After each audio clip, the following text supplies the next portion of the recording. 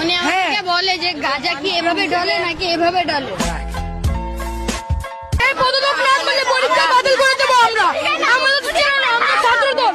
শহীদ জিয়া অমর হোক, বাংলাদেশ জিন্দাবাদ।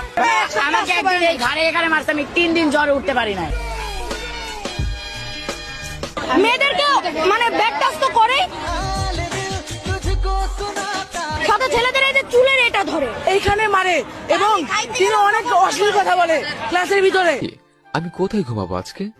না মানে আপনি তো আজকে বাংলা পড়ে তো, এবং ছেলে এবং মেয়েদের দুজনকে পড়ে তো, সে প্রত্যেক মানে তাদের স্টুডেন্টের মধ্যে একজন মেয়ের সাথে সে প্রেম করছে, তার মার সাথে প্রেম পরকীয়া করছে এবং জঘন্যতম কাজ আমাদের সাথে মেয়েদের সাথে করতেছে। আমাদের এবং সেই ঈদের পর আমাদের এই ক্যাম্পাসে জয়েন করছে এবং প্রত্যেকটা কথা মধ্যে সে হাদিসের কথা বলে।